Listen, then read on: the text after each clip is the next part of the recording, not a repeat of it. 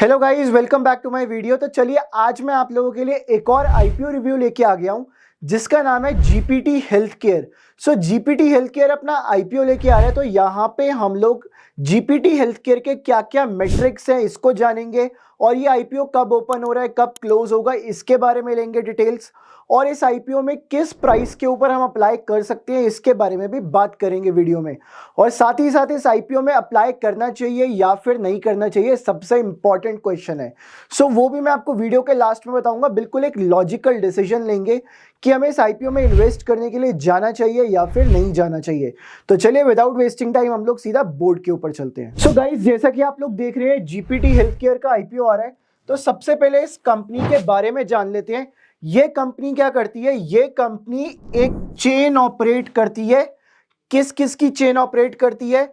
Mid sized, multi speciality, full service hospitals की। So mid sized, multi speciality और full service hospitals की chain को operate करती है जीपीटी हेल्थ केयर। और ये हॉस्पिटल्स कहाँ पे हैं? ये हॉस्पिटल्स हैं नॉर्थ ईस्ट इंडिया के अंदर। सो बेसिकली अभी ये दो स्टेट्स के अंदर है। अगर मैं बात करूं सो एक हो गया आपका कोलकाता हो गया और एक हो गया आपका त्रिपुरा। सो ये दो जगह मेन इनके हॉस्पिटल्स चलते हैं। सो यहाँ पे ये अपनी चेन को ऑपरेट करते हैं। चलिए अब आगे चल के देखते हैं ये इशू टाइप क्या है, इसके बारे में बात करते हैं। सो इतना पैसा ये कंपनी उठाना चाहती है मार्केट से। अब मैं बात करूं इसमें से फ्रेश इशू कितना है, मतलब कंपनी इसमें से नए कितने शेयर्स दे रही है हम लोगों को। 22 लाख नए शेयर्स दे रही है जो कि 40 करोड़ की वैल्यूएशन पे है। वहीं अगर मैं बात करूं offer for sale, so offer for sale का मतलब क्या है? जो एग्जिस्टिंग इन्वेस्टर्स हैं उनको बेसिकली एग्जिट कराना है या उनका कुछ परसेंट डाइल्यूट कराना है कंपनी को। सो उनके कुछ शेयर्स कंपनी आपको ऑफर कर रही है। तो वो कितने शेयर्स हैं? वो है 2,61,00,000 शेयर्स। और यहां से कितना पैसा रेज करेगी कंपनी? 485 करोड़ रुपीस। सो ये टोटल अमाउंट कंपनी इतना रेस करना चाह रही है, 525 करोड़ रुपए। तो चलिए अब ये देखते हैं आईपीओ ओपन कब हो रहा है। सो गाइस, इस आईपीओ की कुछ इंपॉर्टेंट डेट्स कौन कौन सी है? तो ये आईपीओ ओपन हो रहा है 22 फेब को और वहीं ये वाला आईपीओ क्लोज होगा 26 फेब को। सो यहाँ पे अगर आपको अप्लाई करना है तो आप शाम को 5 बजे तक अप्लाई कर सकते हो बाय यूपीआई मैंडेट। ठीक है। सो अब अगर मैं बात करूं अलॉटमेंट की बारी, सो अब लेट से आपने यहाँ पे अप्लाई तो कर दिया, आईपीओ ओपन हुआ 22 को और आपने 26 तक को अप्लाई कर दिया। अब यहाँ पे लेट से आपको अलॉटमेंट मिलेगा, आपका अलॉटमेंट में नाम आ गया। तो अलॉटमेंट किस दिन आएगा? अलॉटमेंट आएगा 27 फेब को। वहीं अगर मैं बात करूं आपको अलॉटमेंट मिला ही नहीं तो पैसा रिफंड भी तो आएगा ना। सो वो पैसा रिफंड कब आएगा? पैसा रिफंड आएगा आपका 28 फेब को। वहीं लेट से आपको अलॉटमेंट मिल गया, अगर अलॉटमेंट मिल गया तो आपको शेयर्स मिलेंगे उसके। तो वो शेयर्स आपके डीमैट अकाउंट में कब आएंगे? वो भी 28 फेब को ही आएंगे अगर आपको अलॉटमेंट मिला है। अब ये लिस्ट कब हो रहा है? सो ये लिस्ट होगा 29 फेब को। सो जीपीटी हेल्थ केयर 29 फेब को लिस्ट हो रहा है। और कौन कौन से एक्सचेंजेस के ऊपर? ये हो रहा है एनएससी के ऊपर और बीएससी के ऊपर।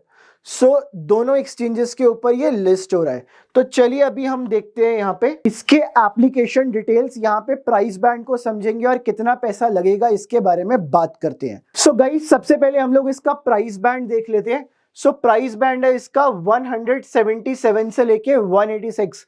मतलब अगर आपको अप्लाई करना है तो आपको इस प्राइस बैंड में अप्लाई करना पड़ेगा। वहीं अगर मैं बात करूं, आप चाहते हो कि आपको ये आईपीओ चाहिए ही चाहिए, तो आप हमेशा अपर प्राइस बैंड पे अप्लाई करने के लिए ट्राई करो। वहां पे आपके चांसेस आईपीओ लगने के कुछ परसेंट बढ़ जाते हैं। अब इस आईपीओ का लॉट साइज क्या है? 80 शेयर्स का एक लॉट है यहाँ पे। मतलब कम से कम आपको एक लॉट के लिए तो अप्लाई करना है, वहां पे आपको कम से कम 80 शेयर्स लेने पड़ेंगे। वहीं अगर मैं बात करूं फेस वैल्यू की, तो इसकी फेस वैल्यू है ₹10 पर शेयर फेस वैल्यू होती है जिस रेट के ऊपर उसके कंपनी के प्रमोटर्स के पास शेयर्स होते हैं। तो यहाँ पे ₹10 के ऊपर शेयर्स हैं उसके प्रमोटर्स के पास। वहीं अगर मैं बात करूँ रिटेल कैटेगरी की, जैसे आप हो गए, मैं हो गया, हम लोग रिटेलर्स हैं, हम लोगों के पास इतना पैसा नहीं होता कि हम लोग एक अनलिमिटेड अमाउंट डाल सके। ठीक है, तो हम लोगों को क्या करना पड़ता है, हम लोगों को यहाँ पे रिटेल कैटेगरी में अप्लाई करना पड़ता है। अब वहीं मैं बात करूं तो कम से कम आपको यहाँ पे एक लॉट लेना पड़ेगा। एक लॉट में आपको मिलेंगे 80 शेयर्स। सो यहाँ पे एक लॉट के लिए तो आपको अप्लाई करना पड़ेगा, और जो आपका मिनिमम एप्लीकेशन होगा ना वो रहता है आपका अराउंड 15,000 रुपए। सो 15,000 रुपए से कम ही आप अप्लाई करते हो। बेसिकली वो अमाउंट जो एक लॉट के लिए होता है वो 15,000 से कम होता है। सो एक लॉट अगर आप जाते हो एक लॉट के लिए तो आपको देने पड़ेंगे 14,880 रुपए।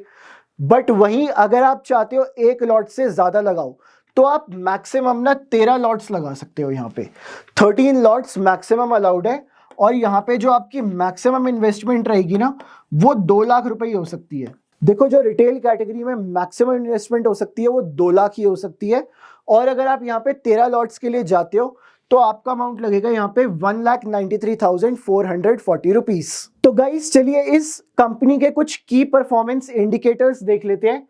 तो सबसे पहले अगर मैं बात करूं रिटर्न ऑन इक्विटी की, तो यहाँ पे ये है 23% के आसपास। तो ये एक अच्छा रिटर्न है 23% का, तो मैं इसको एक पॉजिटिव रिटर्न कहूंगा। वहीं अगर मैं बात करूं डेट टू इक्विटी, इस कंपनी का डेट टू इक्विटी है 0.39, जो कि मेरे लिए एक न्यूट्रल टू पॉजिटिव है।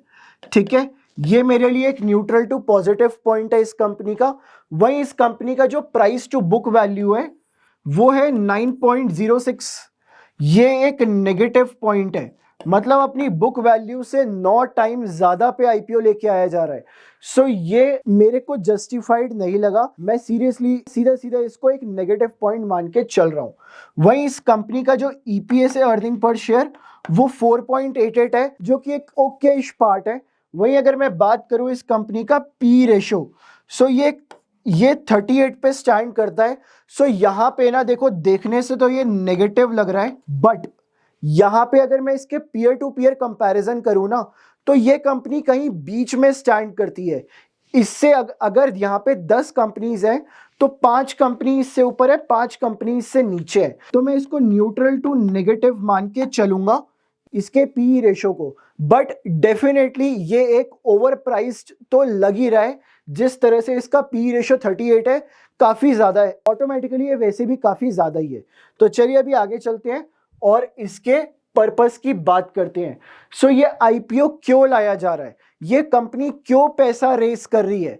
कंपनी को क्या करना है, कंपनी की जो बोरोइंग्स है ना उसको रिपे करना है। जो भी आउटस्टैंडिंग्स है ना, कंपनी की जो लाइबिलिटीज है मेजर, कंपनी उसको रिपे करना चाहती है यहाँ पे। वहीं अगर मैं बात करूँ दूसरा पर्पस है जो कि जनरल कॉर्पोरेट पर्पस, हर एक कंपनी के ही रहते हैं, जैसे वर्किंग कैपिटल्स वगैरह हो गई। सो यहाँ पे इन वजह से ये कंपनी ये पैसा रेस कर रही है 525 करोड़ रुपए। सो गाइस चलिए अभी आगे चलते हैं और ग्रे मार्केट प्रीमियम की बात करते हैं, जिसको जीएमपी भी कहा जाता है। सो जीएमपी का मतलब क्या है, लेट से ये कंपनी कितने पे आईपीओ लेके आ रही है। सो ये कंपनी आईपीओ लेके आ रही है अपना 177 से लेके 186 तक। ठीक है, तो अब ग्रे मार्केट प्रीमियम ये बताता है कि ये जो प्राइस पे कंपनी आईपीओ लेके आ रही है, इससे कितने ज्यादा प्राइस पे इसका आईपीओ लिस्ट हो सकता है। सो अगर मैं अभी बात करूं एज ऑफ 20 फेब, तो इसका ग्रे मार्केट प्रीमियम अभी तक अपडेट नहीं हुआ है। सो अभी हम इसके लिए वेट करेंगे और हम यहाँ पे गूगल करके ट्रैक कर सकते हैं कि इस आईपीओ के जीएमपी में क्या क्या अपडेट्स रह सकते हैं। सो इस पे हमें अभी ट्रैक रखना पड़ेगा। सो अब इस आईपीओ के लिए मैं अपना टेक दे दूं। मेरे लिए क्या है इस आईपीओ का टेक, देखिए कंपनी के नेगेटिव्स भी है, कंपनी के पॉजिटिव्स भी हैं। सो कंपनी के नेगेटिव्स क्या क्या है, एक तो इसका पी रेशो मेरे को थोड़ा सा महंगा लग रहा है, और एक PB ratio, price to book value, ये मेरे को काफी ज्यादा महंगा लग रहा है इसके अकॉर्डिंग। वहीं अगर मैं बात करूं इसके पॉजिटिव्स के बारे में, तो इसका रिटर्न ऑन इक्विटी मेरे को अच्छा लगा, और साथ ही साथ इसका ईपीएस, अर्निंग पर शेयर भी ओके इस टाइप है। सो ये मेरे लिए एक पॉजिटिव हो सकता है। अब यहां पे मेरा ये टेक है, अगर मैं रिस्की इन्वेस्टर हूं, तो मैं यहाँ पे आईपीओ को अप्लाई करने के लिए जा सकता हूँ। अगर मैं रिस्की इन्वेस्टर हूं, अगर मेरे को रिस्क लेना है तो ही मैं ये आईपीओ अप्लाई करूंगा, अदरवाइज मैं इसको अवॉइड करूंगा, बिकॉज मल्टीपल चीजों की अभी क्लैरिटी नहीं है इसके अंदर। बट जितना हमने देखा उसके अकॉर्डिंग यहाँ पे ये आईपीओ सिर्फ और सिर्फ अभी रिस्की इन्वेस्टर्स के लिए फीजेबल रहेगा, जो कि रिस्क लेना जानते हैं। सो इस तरह से कुछ ये आईपीओ रहने वाला है। सो आई होप आपको ये वाला वीडियो बहुत ज़्यादा पसंद आया होगा। अगर आपको ये वाला वीडियो पसंद आया तो प्लीज़ इस वीडियो को लाइक कीजिए, साथ ही साथ मेरे चैनल को सब्सक्राइब कीजिए। मैं आपसे मिलता हूँ अगली ऐसी वीडियो के अंदर। Till then take care.